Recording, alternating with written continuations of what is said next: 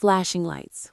A runway camera freezes on her face, eyes fierce, lips trembling between power and pain. For a moment, the world sees perfection. But behind that stare lies a secret that would one day shake the fashion industry. Carré Otis, the woman who once embodied every fantasy, would become the voice that shattered its silence. From the catwalks of Paris to the chaos of Hollywood, her beauty built an empire and nearly destroyed her. This is not the story of a supermodel. It's the story of survival, of a woman who turned her scars into truth. Carré Otis was born in San Francisco in 1968, raised between California's wild coasts and the quiet suburbs that promised safety but never quite delivered peace. She was restless, curious, and carried a kind of beauty that felt both defiant and fragile.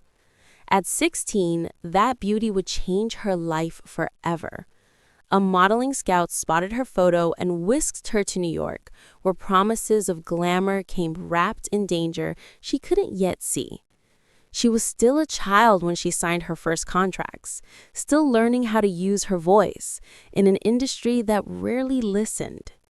Her early photos revealed something magnetic, not just innocence, but intensity, a face that made brands like Guess and Calvin Klein take notice. In a world that worshipped perfection, Carré Otis didn't just fit the mold, she became its template. But fame was never her dream. It was something that happened to her, fast, seductive, and unstoppable. By the late 1980s, Carré Otis had become one of fashion's most coveted faces. Her Guess campaign, shot by Ellen von Unwerth, didn't just sell jeans. It sold a fantasy, raw, sensual, and dangerously alive. In an era defined by supermodels, Carré stood apart. While others projected confidence, she carried contradiction, a beauty both fierce and wounded, seductive and searching. Soon came the covers, Vogue, Elle, Harper's Bazaar. Designers called her the storm before calm. Photographers said her eyes told stories words never could. She worked with the world's best. Herb Ritts, Peter Lindbergh, Richard Avedon. Every lens seemed to fall in love with her. But fame didn't arrive softly. It roared in. Within a year, she was flying between Milan, Paris, and New York, living out of suitcases. Barely 18, yet photographed like a woman twice her age. Each shoot demanded more emotion, more body, more exposure. And the industry rewarded submission, not hesitation. Her allure soon reached beyond fashion. In 1989, she was cast opposite Mickey Rourke in the erotic drama Wild Orchid. The film blurred fiction and reality, and so did their chemistry. On screen, they were lovers. Off screen, they became inseparable. Hollywood and fashion collided, and Carré found herself in the center of a storm, adored, desired, consumed. To the public, she was living a dream. Movie premieres, magazine covers, luxury, and fame. But privately, her world grew smaller, her image heavier. She once said she felt like a product wearing a human face. Still, she played the part perfectly. The muse, the mystery, the girl who could make desire look divine. At the height of the 90s, Carré Otis wasn't just another model.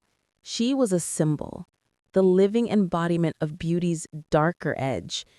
Every camera adored her. Every designer wanted her. But the more the world demanded her image, the more she lost touch with the girl she once was. And behind the glamour, something fragile was beginning to crack. Fame gave her everything, and then took it all back. The girl who once lit up the runways of Paris now woke up afraid of her own reflection. What the world saw as glamour, she knew as captivity. At first, it looked like love. When Carré met Mickey Rourke on the set of Wild Orchid, their chemistry was undeniable. Fire meeting gasoline. He called her his muse, his obsession, his salvation. But soon, that love became a cage. He monitored her calls, her clothes, her movements, until she no longer recognized the sound of her own voice.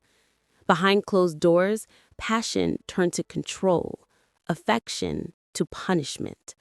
She walked on eggshells, terrified of the next explosion. In the outside world, they were Hollywood's dangerous lovers. The magazines romanticized the chaos, calling it art, calling it passion. But for Carré, it was survival, day after day. Each public smile was a mask, hiding bruises the flashbulbs could not capture. And then came the industry's other prison. Fashion demanded her body as payment for beauty. Agents pushed her to lose more weight, to be thinner, smaller, quieter. Cocaine and starvation replaced meals. Applause replaced care. When she collapsed, they called it commitment. When she cried, they called it the cost of art. Her spirit broke slowly, not with a scream, but a whisper. The girl who had once been the storm was now only the silence after it. She described those years as being trapped inside a body that wasn't mine, living a life I didn't choose. Carré's world became a blur of hotel rooms, flashbulbs, and empty nights. She was surrounded by cameras and yet completely unseen. Addiction numbed the fear, but never erased it. Every runway became a ghost walk. Every photograph a reminder of what had been taken. And then came the industry's other prison. Fashion demanded her body as payment for beauty. Agents pushed her to lose more weight, to be thinner, smaller, quieter. Cocaine and starvation replaced meals. Applause replaced care. When she collapsed, they called it commitment. When she cried, they called it the cost of art. Her spirit broke slowly, not with a scream, but a whisper. The girl who had once been the storm was now only the silence after it. She described those years as being trapped inside a body that wasn't mine, living a life I didn't choose. In the quiet that followed her collapse, Carré Otis began to rebuild, not her career, but herself. For the first time, she wasn't posing for anyone. She was standing still, listening to the woman inside who had been silenced for too long. Recovery came in fragments. It was not glamorous, not immediate, not easy.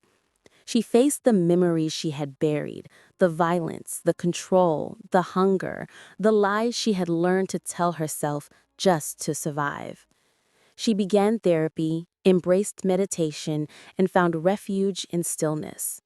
The body that had once been sold and judged became something sacred again. In 2011, she released her memoir, Beauty Disrupted. Every page was a reclamation, an act of rebellion wrapped in truth. She spoke openly about the abuse she endured, the coercion of an industry built on silence, and the impossible standards that had nearly destroyed her. It wasn't revenge. It was release. She didn't just survive. She transformed. Carré became a voice for change, working with organizations that protect young models and advocate for ethical standards in fashion. She spoke about consent, about power, about the humanity behind every image the world consumes so easily. Her words resonated far beyond runways. They became a blueprint for survival. And for the first time, she no longer needed to be perfect. She no longer needed to be desired. She just needed to be real. As she once said, "I spent years trying to disappear. Now I want to be seen, truly seen. Carré Otis did more than survive the world that tried to define her. She rewrote its rules. In speaking her truth, she forced an industry built on silence to listen. Her story became a mirror, reflecting not perfection, but the price of it. Today, she stands as a reminder that beauty without freedom is just another form of captivity. Her legacy isn't the photographs left behind, it's the courage to face what those photographs hid. Carré Otis showed the world that the most powerful kind of beauty is the kind that refuses to be broken.